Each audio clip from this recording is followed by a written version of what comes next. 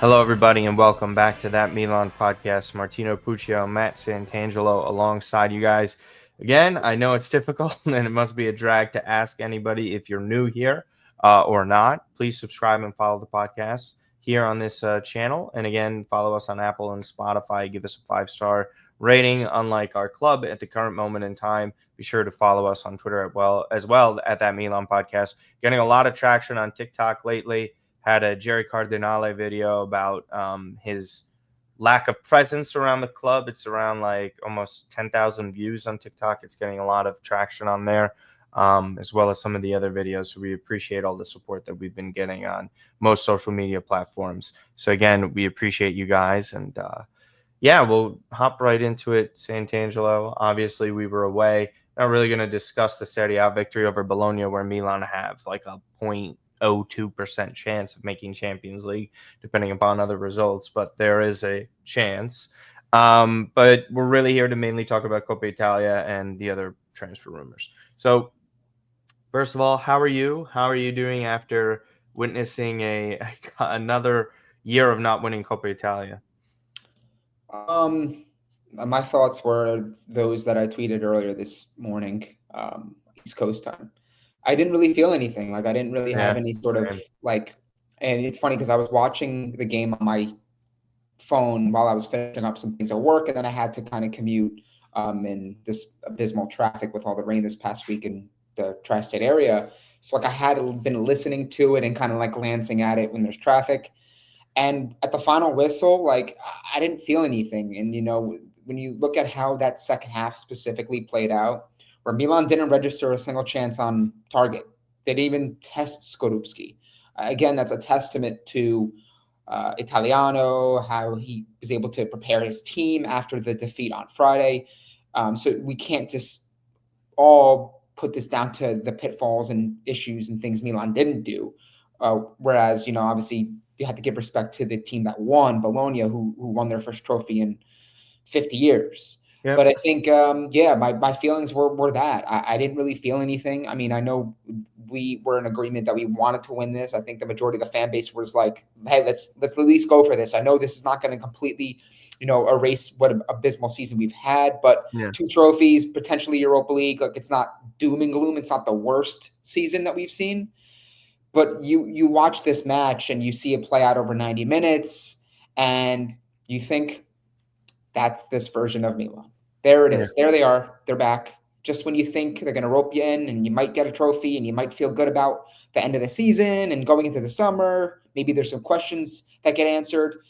Everything Mm. is up in the air at this point, right? Because, as you mentioned, this was the potentially easiest way into a European spot. That Yes. doesn't seem likely now. You need to win all your games, plus you need help. And now, which we will talk about, your best player this season is probably going to be sold for, let's face it, below market value. So, Well, we'll see. We'll see. We'll get to that part. There have been some back and forth reports. Yeah, I mean, listen, there wasn't like I guess when your fandom is at peak, like during the years under Maldini and Masada, game to game, even if we didn't have a realistic chance at a trophy, you just had more enthusiasm watching the team because you knew the project was in good hands and there was somewhat of a decent future ahead. yeah. With this, it was just sort of feeling like a one-off. The Hmm. chances within the first few minutes where Jovic had a half chance, it was kind of a difficult finish, the way it kind of got to him, and then Pulisic just kind of overran it. It was a really hard chance for him. Jimenez completely whiffed a fantastic chance by Leao. And after that, there was absolutely nothing to boast about, nothing to look at where you're like, okay, they have an opportunity here. It was sort of like, okay, we're waiting for Bologna to score at this point because we know they're in complete control of this game. And as long as they don't score, Milan are sort of hanging on by a thread. And what I mean by hanging on by a thread is like they're just hoping Bologna make a catastrophic mistake where it so happens that Milan can counter and score off of that. Those opportunities rarely presented themselves if they did at all. And I didn't really see that happen. And truthfully, the way Bologna played in this one was fantastic. I'm not even saying everyone is going with effort. I don't even think it's so much the effort. It's just a clear organizational, structural issue on top of a talent gap. Milan's midfield was so bad all year long. This one just put the stamp on it. As much as I love Reijnders He wasn't and good in what this he's game either. done, No. they did nothing. Yeah. Fofana was the flop of the match next to Tomori. I thought those two were so abysmal, losing the ball, making poor Yeah. fouls, poor reads, really not even giving the team a chance, not winning the ball back or even doing so cleanly. As far as the others, Pavlovic was shaky. Gabbia was shaky. Magnan, I thought it was a fine performance by him. I had nothing negative to say on his end. Pulisic, unfortunately, rather non-existent in this one. Leao was good for a half. And then again, Teo was sort of non-existent as well. A lot of There's just passengers. the complete 11 in itself was poor. Then you go to Conceição. No idea what he was really thinking with a lot of these substitutes.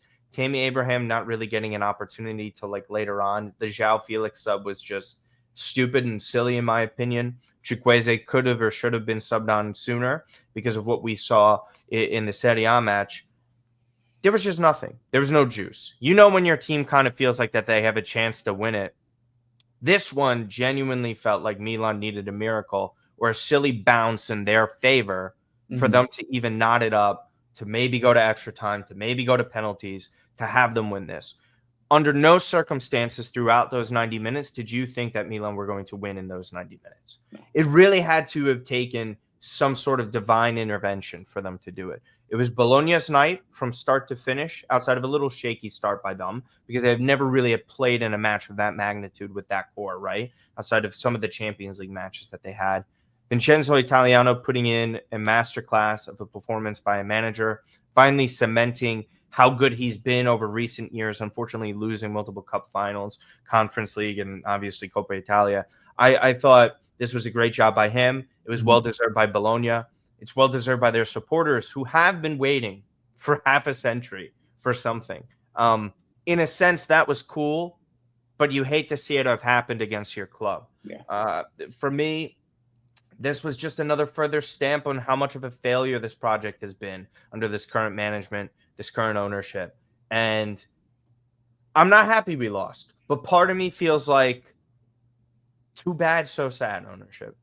Seriously, because I know, and I talked to Enrico, who's been on the channel, obviously Maxi and many others had voiced their opinions of they don't care that they lost this. And I totally understand the angle that people were coming from for saying, I'm not going to lose sleep over them losing this. Because a lot of fans in their own right, always view Coppa Italia as some secondary competition. Like, who gives a shit, right? We don't care. We care about Scudetto, Scudetto Champions League. Obviously, those are nowhere near in the reach of the club. So now they have to settle for this kind of stuff. It was just embarrassing performance on all fronts. I don't think anyone is even happy about this. I don't think anyone cares or wants to see these next two matches play out against Roma and Monza, despite the fact that they're still alive for the Champions League. So any other like kind of final thoughts or just things? Yeah, no, I just think it's interesting too, because you spoke about Italiano, right? And how he's come up short in several recent finals, right? A lot of them dating back to his Fiorentina tenure. I think he made back-to-back and he lost twice in a row, right? The Conference League. Yeah. I think that what you've seen from this Bologna, and over the years, Atalanta have gotten their flowers. They won the Europa League last year. There have been a regular fixture and feature in the Champions League. So like that story and that lane has already been talked about. But on the Bologna side, I think it's fascinating because we've voiced our opinions so often, and many others have, about management and where they've fallen short. And management were vocal in the aftermath of this. And Anthony Lopapolo, a good friend of AC Milan Club New York, and he does some really great work on the writing side, but also puts out some really thought-provoking tweets. And I thought he kind of hit the nail on the head. You guys can go check out my quote tweet. I shared it. But you look at how dysfunctional and how poorly ran this club is at the higher levels. And you see on the opposite side, the team that Milan succumbed to, the team that Milan lost to in a cup final in Bologna, who lost their crown jewel coach, or so it seemed, right, with all the accomplishments he did last year, getting them to the Champions League. They lose their top defender in Calafiori to Arsenal. They lose Joshua Zirkzee, the young footballer of the year, to Manchester United. They sort of wheel and deal, replenish. They keep certain players intact. I forgot who had the torn ACL that was also hurt. Was it Ferguson for a time? And then he came back. And he came back. I think it was Ferguson. I think it was. But the point being is you see how a team like Bologna, who lost their top players, yet still the club ethos, the vision, the system they're building from top down, everyone's bought into it. Everyone's bought into it. And you see how a club that, again, is in a different sort of bracket when it comes to what they're competing for, what they're striving for, what their yearly objectives can be. But I think it just goes to show you, and I think it's pretty evident in matches like this, where you see good coach, well-run management, eye for talent, getting the right individuals, doing all these sorts of things that when it comes down to coach 11v11 on a given 90-minute match day, you know with all your heart that management set that team up for success. Because we can talk about players, how much you spent, and whether or not, the comments made by Furlani saying, this team has better quality than the 2021 the Scudetto team, right? And maybe you can make an argument for that. If you look just strictly talent and names, you're like, this team should be much better than what it's doing in the 8th, 9th place. But it just goes to show you how crucial it is to have a functioning, all-in idea and strong management and leadership to put the best product out on the pitch and to get you results. And that's what we don't have right now. That's what we are severely lacking. We can go and sell Reijnders and get a player here that we like, a player here that we like, a coach that we might rate. I think this management, and we've said it many times, Martino, this club it's rotting at the head. It's rotting at the head. Which we'll get into. Until those changes are made, until they sort of see the light, if they ever do at all, these problems, these struggles, this turbulence is going to continue to persist around this team. That's just the truth of the matter. So just goes to show you what Bologna are doing and how well a team that can lose key parts and still compete and even get to a Champions League this year. Yeah. They still have a chance at that too. Yeah. Regardless, worst case, they're going to Europa League. Yeah. Worst case for Milan, potential of selling their best player all season into Reijnders. Obviously, with no Champions League on the horizon, yet renewing this player until 2030. Him talking about how much he loves being here. Lo and behold, this situation is being brought up, reported by David Ornstein, many other people, Matteo Moretto, about Manchester City's interest. Not only City, there has been rumors of Real Madrid as well, but City seems to be the most concrete one at this moment in time, of Tijani being sold. One of Pep's top targets. We'll see what the price is. It said, it was reported today by some reliable sources that 70 million is at least the minimum in which Milan is requesting. City are trying to get him for 50, 60 million. I think Milan are at least going to hold out for the 70 million. That would not surprise me. I think they have a high number for this player, and considering where his contract is. Listen, I say this all the time. I say it every single year. I said it when Tonali was sold. I said it when people or the other rumors about Leao being sold and all this other stuff. When your finances are supposedly so great, you can afford to actually miss 1 year of Champions League. It is a complete farce. It's a lie where they're saying that, oh, now we have to sell off a big player in order to do this. No, you don't. You could sell off multiple of the other players that have failed miserably at this club, that you can recoup some cash and at least try until the next year, because you're not cash strapped by FFP. Everybody knows all the restrictions and violations were lifted this summer. You do everything you can to keep the best players, because without the best players, guess what happens? You're not only going to be in 8th place again, you're going to be even worse than that. You're going to be an unattractive destination. You haven't renewed Mike Maignan. You haven't renewed Theo Hernandez. You put those on standby. The only players that you have locked, and even the Pulisic extension has not even happened yet. So now really the only player that you have locked in, set in stone for a few years, is Rafael Leao. Not counting Reijnders, obviously, because of the subject matter here. It is so funny to me how they think that this is going to fix anything when they just did this with Tonali. To not do it again, right? There's one excuse, and I didn't even excuse it. I hated this sale. I said it time and time again, despite the morons that get into our mentions and like I'm getting right now that I'm having people telling me that I was anti-Maldini. It's like the stupidity never ends with you people that say this stuff and do this stuff. It's like insane to me. Selling Reijnders would be not only one of the more annoying moves that this management has made, it probably is number 2 at this point, besides the Tonali sale. This was probably the only player that this management had purchased, besides Pulisic, I guess I could say, that fans liked. That's worked out too. And worked out. The fact that they're going to sell that again off of a phenomenal season, or even entertain it, says everything. Like you mentioned, fish rotting from the head on down. And we know it. We know this management's a farce. We know ownership is a joke, which again, we will get into.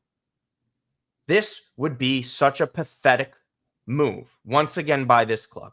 If Tijani asks to leave, it's one thing, but they're the ones opening up these negotiations. This player had said how much he loves it here. He even extended, took a pay cut because of it.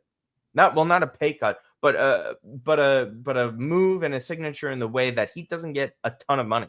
He's still getting relatively underpaid for what he produces for this club. He agreed to all that. He agreed to stay for another 5 years. And what you had mentioned many times when this was sort of like floating around, he could go get paid triple, quadruple elsewhere by the team that is interested in him currently. Reijnders to City, listen, from a footballing perspective, would be a nice move for them. It's one of those players that I think would fit in with their system. Obviously, he's more of a better offensive player than he would be, in terms of ball recovery and all those sort of things that City profess. But listen, man, I get it if he wants to go at this point. Can you blame the guy? I don't blame the guy. To me, it just makes everybody else more sick to their stomach because it's just signaling that this ownership doesn't care. And the financial issues are always so funny because we just look across the street to Inter. What do Inter do? Newcastle have interest in Barella? No, thank you. Untouchable. Milan, someone's interested in Sandro Tonali. Yeah, okay, what's your price? There's a difference. Yep. And who had the bigger financial issues technically? Inter did. And yet, they're going to another Champions League final. They're fighting potentially for another Scudetto. You tell me. You tell me, guys, right? You take it away. Your thoughts on this and as a whole. Yeah, I think it's I can't say I'm even surprised, to be honest. I mean, we talked about this loosely in our previous episode. I kind of shared it, once this news came out earlier this week regarding the links intensifying with Manchester City for Tijani Reijnders. And I think a lot of the same points kind of are what my feelings are. There's a difference between leaving money on the table and then kind of understanding like, I'm doubling my salary. I'm going to commit here for 5 years. This wasn't a 2-year extension. This wasn't a short-term thing. 2030, making mid-3s, $3 million per year in wages. Oh, he's comfortably getting double that. In any sort of move to a Manchester City, to Real Madrid. So let's get that part out of the way because financially Milan can afford to keep him. This isn't a player that's soaking up 7, 8 million, 10 million in wages. This isn't a Donnarumma situation where he's holding the club hostage and holding them ransom for outrageous wages after a great season. This is a guy that's already committed to the team long-term for another 5 years, despite at the time of his renewal, it not being very certain at all that this team is going to get into Champions League anyway. So it's not like there was a caveat, well, he committed, but he didn't know they were getting Champions League. No, this guy was committed with or without Champions League, which is a testament to the type of individual he is and the fact that he's able to see through all the issues and the problems and pitfalls surrounding this team and saying, I'm committing my prime years to Milan at a fraction of what I'm worth right now, off my best year as a professional footballer. Says a lot about Tijani Reijnders. So now this isn't something that's initiated by Tijani and his camp, in my opinion. Unless we're not privy to what's going on behind the scenes, all the sources are saying this is Manchester City saying, I want Tijani Reijnders. I'm going to go to Milan because I know they're weak and they're going to succumb to our big offers. That's what outsiders see of Milan and their view of this management. They got no stones. They're not going to hold firm. And that's why I credit in that summer to Inter management and ownership. Yes, because they absolutely. said, we know we're not in the best financial situation. We understand that. But we know the truth of the matter is this. It's impossible and difficult to envision this Inter project doing anything, achieving anything in the future without Nicolo Barella. They said, go somewhere else. We are not selling this player. Bastoni, Lautaro Martinez. It's not They've even just lost those players. guys. Yeah. They've lost Hakimi. They sold Lukaku over the years. They lost Antonio Conte. They've lost players in their team. And they're going to continue to lose players in their team. There's players that are going to potentially wither off. But what are they going to do? They're going to go and replenish and replace, because Marotta's a really good director, one of the best, if not, in my opinion, the best, the way he's constructed this Inter team on such restrictions, as we mentioned. And they buy into the coach. They buy into the project. Milan don't have the director of Marotta's ilk. They don't have the coach of Simone Inzaghi's quality, and they don't have the project of Inter. So you can kind of get a sense. They literally don't have two of those three things, by the way. They literally won't have a manager in 2 days. They don't even have a sporting director. Correct. Marotta's a CEO now, just to clarify. But still, when it comes to assembling, it's just to be literal, because we have idiots about his role. Yeah. Just to be, when it comes to deal securing players. You didn't even mention the wage bill. They continuously have the highest wage bill in Serie A, if not number 2 next to Juve. Hakan gets paid double what Tijani gets paid. Double. Hakan also got paid that amount of money after he left Milan, when Milan had their restrictions. So the club that was willing to keep and invest in their project, despite the fact that they knew that they were in a bad situation, tells you what. It's so funny when finance guys come in and talk about risk. And Jerry was literally on the record accusing Inter of bankruptcy, which was never true. And then he said they won the Scudetto, then went bankrupt. No, they won the Scudetto and didn't go bankrupt. They had to eventually go through a lot of difficult times where Oaktree ends up taking over the club. And by the way, Oaktree, private equity, look what they do. They don't even ruin it. They don't even ruin this. You know what they do? You know what Oaktree does? They, for all the criticism, and I think there's a parallel between them and Elliott in a way. I'm not saying Elliott was throwing the money around, but in 2019, they did invest a substantial amount in that 2019 market for Milan. Benacer, Teo, Rafa, they bought some players. What Oaktree does for Inter is they employ Marotta, they employ the right guys, and they say, we don't know shit. We're going to put the people that we know what they're doing, and you guys could do your own thing. So whether they're this sort of dynasty ownership, and it's a Italian ownership, and they got a legacy in this league, you think Inter can't? They're on their second Champions League final in 2 years. And 3 years. I'm sorry, 3 years. They have Barella. They got Bastoni. They got highly sought-after players that, frankly, are untouchable. And Milan, they don't have a backbone when it comes to this stuff. Because if you're a serious club and you're serious about building this team back to getting into the Champions League next year and competing for a Scudetto, to do it after 2 years of Tijani Reijnders. 2 years.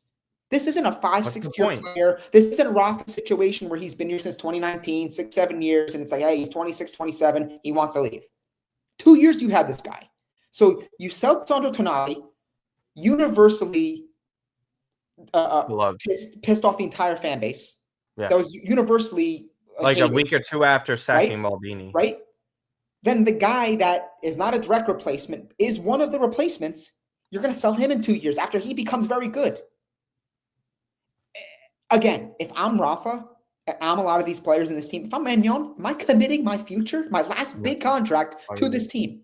And they rescinded their offer, by the way, according to multiple reports, that they had an agreement on the table and then they stopped. Yeah, because I think truthfully, Tijani's gone, in my opinion. And I agree. He's gone. And people could say, well, he accepted the offer. He accepted it, but he could just say no. When the club says that you're for sale and you have a price tag and they're willing to at least talk on you, they're basically in so many words saying, yeah, we'll sell him. We don't think he's untouchable. We'll sell him. When Tonali got sold, that set a dangerous precedent. It said everything. Not just for Milan, but for also those who are interested in their top players. Who's to say Arsenal or Barcelona don't say, man, Milan are for sale. Hey, Rafa, 100 million. There you go. Come to Barca. Come to Arsenal. I'm telling you, you're setting a dangerous precedent. They did. The only way management can piss off, and this is my final point, the only way management can piss off this fan base more after the disastrous season and selling Tijani is if they sell Tijani for anything less than 70, 80 million. Because if you sell a player of this quality and you're selling them to a city and you're seeing what money and figures are being thrown around for players that are not even close to Tijani's quality, under contract until 2030, 26 years old off his best season, you sell him for 60 plus bonuses. There's going to be more than riots and protests outside of 125th anniversary events. Put it that way. Yeah, no, there's no way that they're going to survive this. It was like funny. It was no one's making excuses for the Tonali thing, right? But if you ever look at it from the angle of like, okay, they said that they had to sell something in order to fund a market, right? Sell to buy. No one agreed with that. We don't agree with that. Because I have to clarify for a lot of people who are not intelligent enough that try and listen to this podcast, go into our mentions on social media and accuse us of stuff that we never said. It's tiring that I have to literally spell it out for you guys. And by the way, wow, Dutch League player Matt, playing great for Milan. Can't find good quality in the Dutch League. Can't get good quality according to some of the people who like to comment on this channel.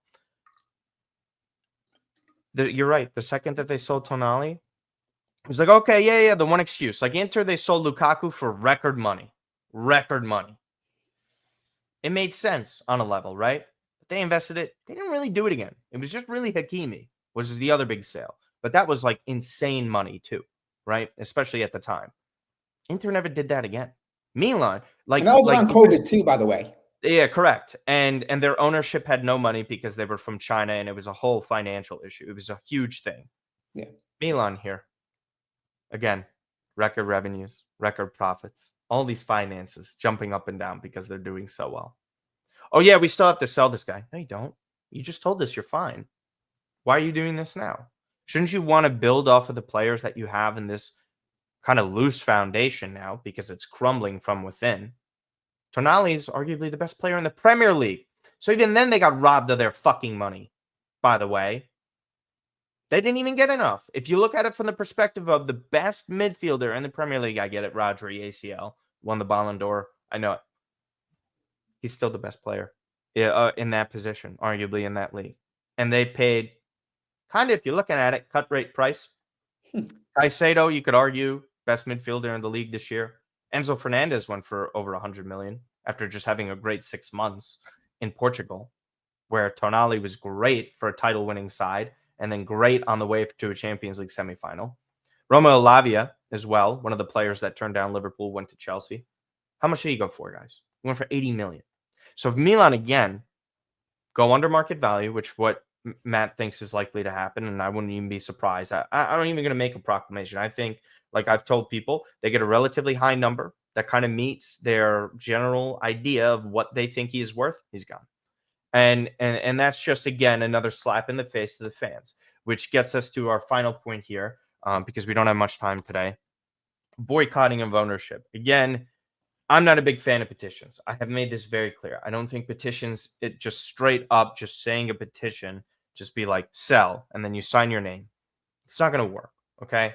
That's never going to work. Writing letters to Redbird, it's going to burn them. They're going to toss them out. Those don't matter.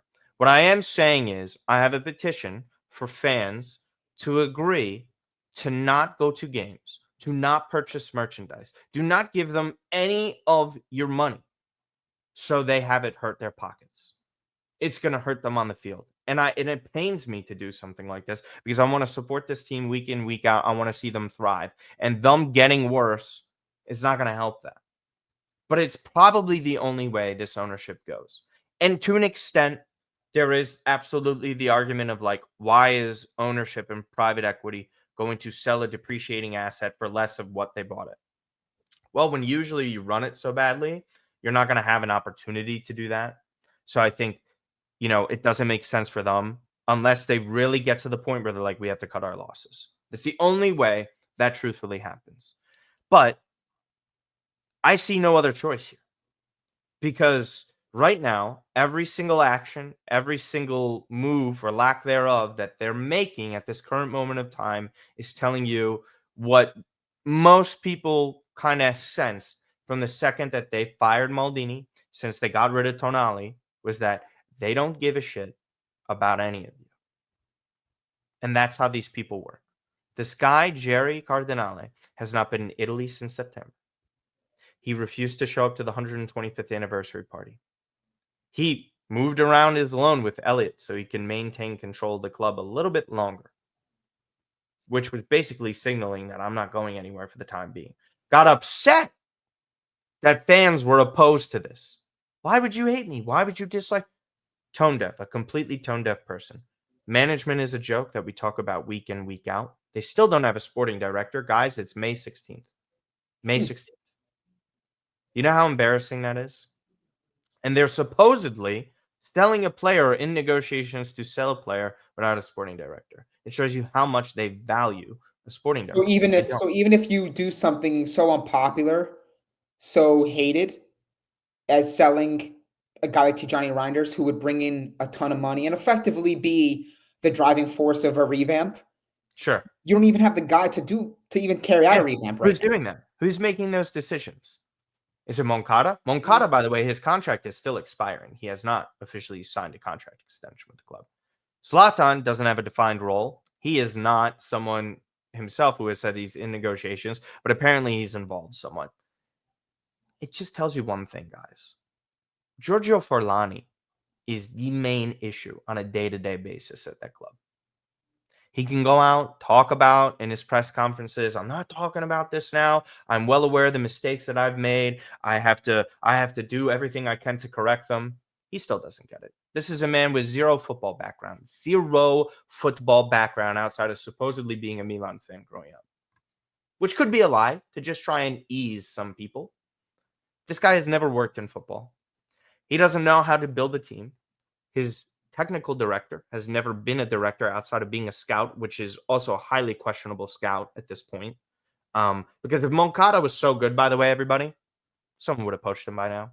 Because why would you want to stay at a club that continuously sells and doesn't want to aim higher? If he was such a great scout and such a great director, then wouldn't he go to another club that has higher ambitions elsewhere? Or in turn, would they have wanted him? They don't. Zlatan, need I say more? Paolo Scaroni, every time he opens his mouth, the thing that he said before looks smarter than the thing that he just said. Meaning that this guy says nothing but dumb shit and making himself look bad. I know people that worked at the club that are saying they have no idea why he has a job or what he brings to the club. And it's shown in every single statement that he makes. An embarrassment. And now they're not also going to have a manager. They don't have a manager currently. We know Sergio's gone. I think Sergio did a terrible job of carrying himself post-match, by the way, with Coppa Italia, not even having the dignity to shake Calabria's hand, regardless of whatever their relationship was. Show some pride. Shut up. Shake his hand. They beat you fair and square. You had a terrible match as a manager. You're leaving in two And even games. Calabria, I saw him. I think that was his arm. He like tapped him on the back, saying like, Whatever. you can Let sleeping dogs lie. you can interpret it a couple different ways. You can interpret him as taking the high road, saying, "Well, I just won. Like, you don't want to shake my hand? Okay, like no problem. Like, I'm not going to take it, offense to it or take it personal." Or Yeah. you can be one of those things where he sees Sergio not shake his hand, and then he goes, "Okay, keep moving, loser." That type of thing, because obviously they had their issue. Yeah, I mean, just to kind of wrap up that part of it, it's again like to buy jerseys, to make these sorts of trips. I know me, Marco, shout out to him. He looks like he had a great trip traveling Italy, going to Como, going tons of different games. Looked like he really enjoyed his time. I know I believe he went to the Coppa Italia Yeah, he final. did. He went to the Yeah, Coppa Italia final. He went to the Atalanta-Roma yeah, match. He went to the second half of Milan-Bologna. We did a yeah. great So job. he He met up with Marco Messina. so like yeah, he good for him for going. We're not gonna, this isn't our platform to go and do that to anybody, hate on it. I when I went, it was a great experience, and you went this year too, right? But the truth of the matter is this, guys: if you're so frustrated with how things are playing out, if you're so tired of the way things are being run by this team or at the top and on down, you can the petition, whatever. Don't go. Yeah. Don't buy merchandise. Just don't do anything. That's the only Just way. It's the you only want to thing. watch and still support the team. I'm going to still support the team. But the days of me with the way they handle certain things, buying jerseys, number one, they're not giving you the money back on the Tijani Reijnders jersey you just bought. If he leaves, they're not giving you money back. If nothing else, guys, save your money. You want to watch football, still enjoy football for what it is and enjoy being a Milan fan and watching the Milan games, by all means, do it. But if you're going to sit here and be upset about everything, and then you're going to go rush to buy the new home kit and the away jersey and the third jersey, and then you're going to say, man, they don't really care about me. They don't do. I can't help you. I don't know. I don't know what else to say. Truthfully, like No. I understand completely. And at the end of the day, we're gonna have the description. The link in the description for it. As of right now, during the recording, there's 360 signatures. Again, I'm not saying that it's gonna do anything. I have to repeat myself to people who do not read, people who do not think. It's exhausting. It's exhausting. You're adults for the most part. Turn your brain on for a moment. This guy's tired of hearing me repeat it every episode. It's every time. He won't say it on here because he's too nice. But I'll call you idiots if you're the ones doing it. Like, honestly, just go away. I'll just ban you from the channel if you're gonna comment that stuff. It's just a waste of time. But the point is, if you're interested in doing so, the number being visible that you are agreeing to boycott is something. It's just something. It cost me nothing to make this. Nothing. And it cost you nothing in turn to boycott them. That's all. All it is. Yeah. So we appreciate everyone who understands the angle in which we're coming from here with this. Matt doesn't have to co-sign this. I created this myself. If he agrees, he agrees. If not, I'm not going to speak for him. But the point is, that link is in the description. If you choose to do so, you just sign your name. The point is, even you live all over the globe, you just don't have to buy anything. They boast about jersey sales. They boast about this. They boast about that. They put out these collaborative jerseys and give them nothing to boast about. I'm done with it. I could do it. I've done it. I've done it for years with the Mets. Yep. I refuse to buy anything from the Jets because of their ownership and what they do. I refuse to show up to the stadium. I refuse to give them any money of my merchandise. I refuse to give them anything because they don't deserve it. It doesn't matter if I'm one person. I'm still doing whatever I can. And again, I'm just one person. The likelihood of them changing their minds is low. I understand that. I'm not an idiot. But at the same time, if one person and a dozen people turns into 24 people, turns into more people, because once the sporting results continue to get worse, more and more people are going to be doing the same thing. Where they're like, we're raising ticket prices, but we're selling your favorite player. We're coming out with these new kits, but Rafael Leao is gone. You guys make your own decision. We appreciate every single one of you that constantly support us, have been with us through these years. We even still managed to listen to episodes for the most part, despite everything that is happening with this team and not giving you an actual legitimate reason to cheer. Again, we appreciate all of that. We hope you enjoy your summer because we are right on the cusp of it. So you guys deserve to enjoy everything. Other than that, Matt, final words before we head on out here. Yeah, thank you guys for tuning in always. Whether Milan turn this around or not, whether they sell Tijani Reijnders or not, whether other players leave, regardless, we're still going to be here. We're still going to put out content. If anything comes out as far as Tijani updates that are deemed relevant enough for a recording or an episode, maybe we might put that out. But anything we're working on, we'll share it on our Twitter at That Milan Pod. You guys can follow us on Instagram. You guys can subscribe here on YouTube, Spotify, Apple Podcasts. And we appreciate the support. I know it's been a bad season. Make no mistake about that. But I'd be remiss to not give you guys that sort of gratitude and appreciation because you guys are consistently showing up in the comments, supporting us and what we do. So thank you for that. Yeah. Thank you guys so much. So again, Apple, Spotify podcast, at That Milan podcast, the MLM podcast, me, Marco's podcast, Cush's YouTube channel as well. We detailed that last episode. Sempre Milan podcast. All those guys do great work. Again, if I forgot one of you guys this week, I apologize. But other than that,